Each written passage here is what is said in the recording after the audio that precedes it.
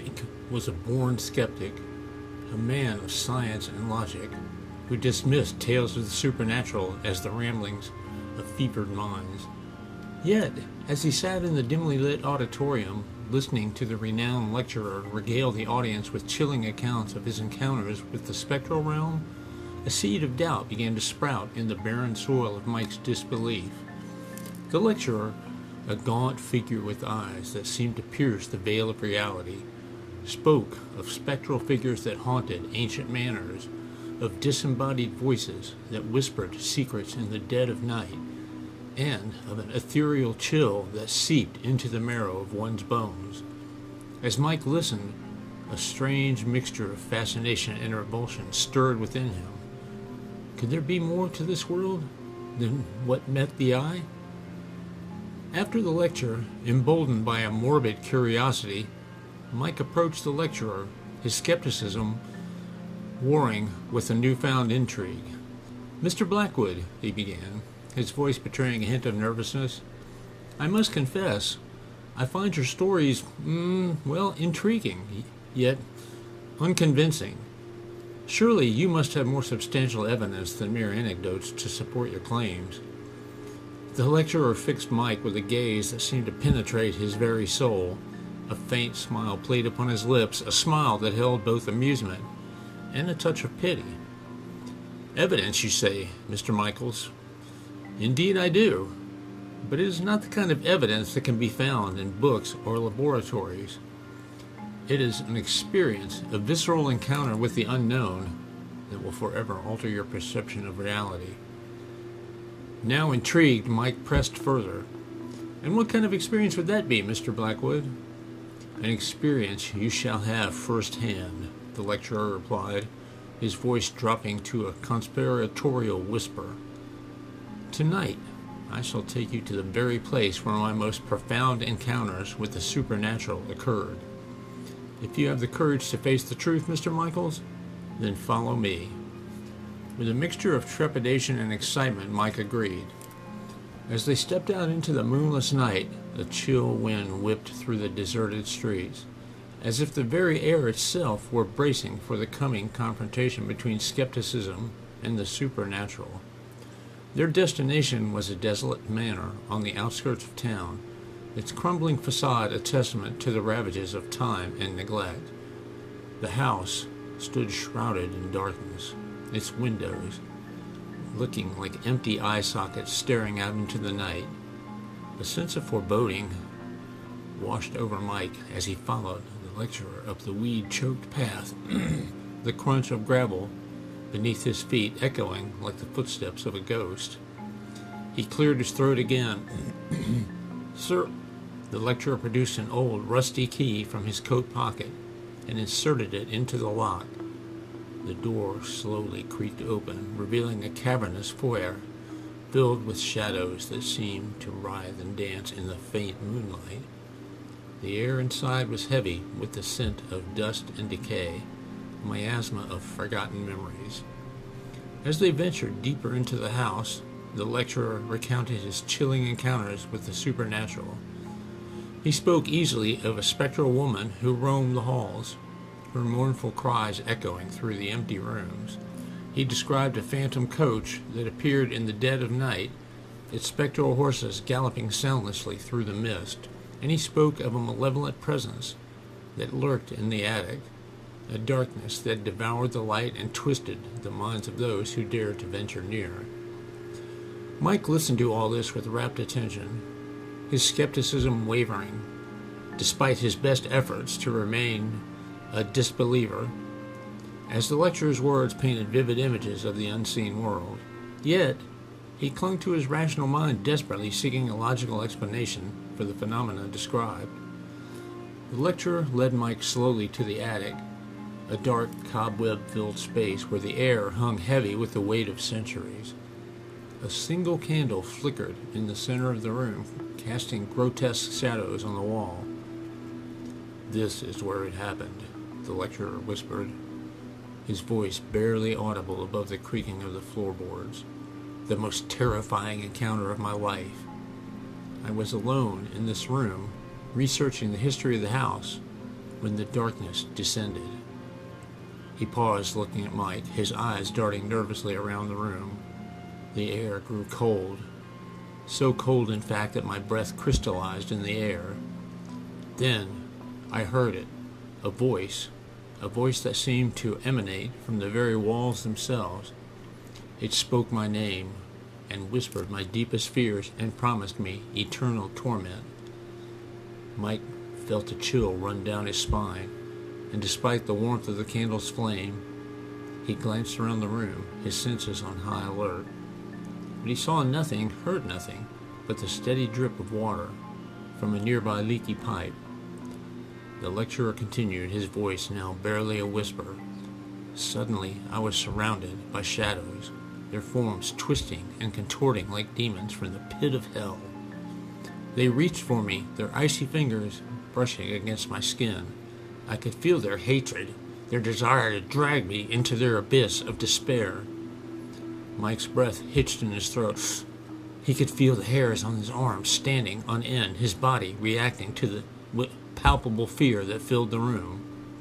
But then, the lecturer continued, a light appeared, a blinding white light that banished the shadows and silenced the voices. I was left alone, trembling and shaken, but alive. It was a miracle, a sign that even in the darkest of times, there is always hope. The lecturer fell silent, his gaze fixed on the flickering candle flame. Mike, his mind reeling, struggled to reconcile the man's story with his own rational worldview. Was it possible that the supernatural did exist?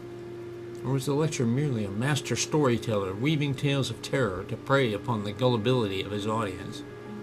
Mr. Blackwood, Mike began, his voice hesitant, I appreciate your candor and your willingness to share your experiences with me. But I must confess, I remain unconvinced. Is there any tangible evidence, any physical manifestations of these entities that you claim to have encountered? The lecturer's lips curled into a knowing smile. Evidence, Mr. Michaels? Why, yes, there is. But it's not the kind of evidence that can be measured or quantified. It's an experience, a visceral encounter that will leave an indelible mark upon your soul. He rose slowly from his chair and walked over to the window, his silhouette a stark outline against the pale moonlight. Pointing through the window, he beckoned, "Look out there, Mr. Michaels," he said, pointing to the sprawling cemetery that lay beyond the manor's grounds. Those tombstones mark the resting place of countless souls who have crossed the veil between the living and the dead. And tonight, you shall join them in their spectral dance. A shiver of dread coursed through Mike's body as he followed the lecturer's gaze. The cemetery stretched out like a vast moonlit ocean, its tombstones like silent sentinels guarding the secrets of the afterlife. The lecturer turned slowly back to Mike, his eyes gleaming with an otherworldly light. "Are you ready, Mr. Michaels?" he asked, his voice barely a whisper. "Are you ready to face the truth?" Mike hesitated for a moment, the weight of his skepticism bearing down upon him. But the lure of the unknown, the thrill of the forbidden, was too strong to resist. He nodded slowly, his voice barely audible above the pounding of his heart. "Yes, Mr. Blackwood," he replied, "I am ready." The lecturer smiled, a smile that chilled Mike to the bone. "Then follow me," he said, and led the way out of the attic into the moonlit night.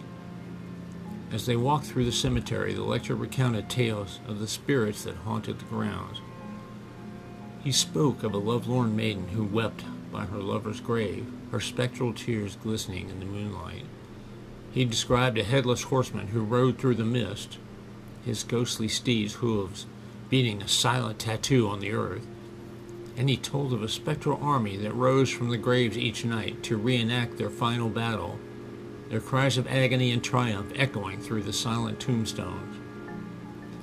Mike listened with a growing sense of unease, the rational part of his mind struggling to dismiss the lecturer's words as mere fantasy.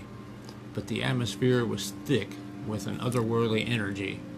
a palpable sense of presence that sent shivers down his spine.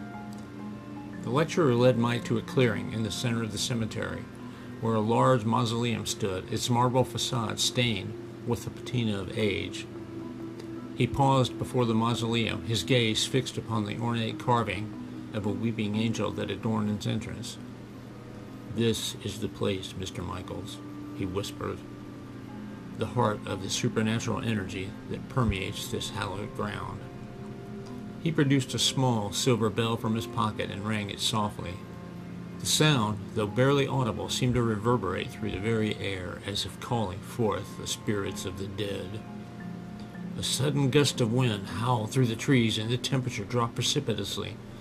Mike felt a chill seep slowly into his bones, a cold so intense it seemed to freeze the very marrow within him. He looked at the lecturer, but the man's face was obscured by shadows, his eyes gleaming eerily like twin points of fire. And then it happened. The ground beneath their feet began to tremble, and the tombstones surrounding them started to glow with an eerie phosphorescent light. Spectral figures rose slowly from their graves, their forms shimmering and translucent in the moonlight. There were soldiers, their spectral armor gleaming in the moonlight, wielding ghostly swords and axes. There were maidens, their ethereal gowns flowing like mist in the night air, their faces etched with eternal sorrow. And there were children, their spectral laughter echoing through the silent tombstones. Mike stared in awe and terror as the spectral figures moved amongst the tombstones, their voices a chorus of whispers and moans. A spectral hand reached out to touch his face, its icy fingers sending a shiver through his body. "Do you believe me now, Mr. Michaels?" The lecturer's voice echoed through the spectral throng. Mike could only nod, his voice lost in the cacophony of the spectral world. The lecturer smiled, a triumphant glint in his eyes. "Then your education has begun," he said, "for there is much more to learn about the world beyond the veil of mortality." The spectral figures closed in on Mike, their ghostly forms swirling around him like a vortex. He felt himself being lifted from the ground, his body growing lighter and lighter as he was drawn into their midst. Suddenly, a blinding light engulfed him, a light so intense that it seemed to burn away the very fabric of reality. When Mike opened his eyes, he found himself lying on the cold stone floor of the mausoleum. The spectral figures had vanished, the cemetery silent once more. The lecturer stood over him, a look of concern on his face. "Are you all right, Mr. Michaels?" he asked. Mike sat up, his head and body throbbing weakly. I saw them," he stammered. "The ghost! They were real!" The lecturer nodded solemnly. "Yes, Mr. Michaels, they are real, and you have now glimpsed the truth of the world beyond the veil." Mike returned home that night, a changed man. His skepticism had been shattered, replaced by a profound understanding of the interconnectedness of life and death. He no longer feared the supernatural, but embraced it as a part of the natural order of things. In the years that followed, Mike became a renowned paranormal investigator, his name whispered in hushed tones in the parlors of the wealthy and the seances of the curious. He traveled the world seeking out the truth behind the legends and myths that had haunted humanity for centuries. And though he never again encountered the spectral army of the cemetery, he knew that they were out there somewhere in the shadows, waiting for the next skeptic to cross their path. For in the end, the truth will always out, and the veil between the living and the dead is thinner than we dare to imagine.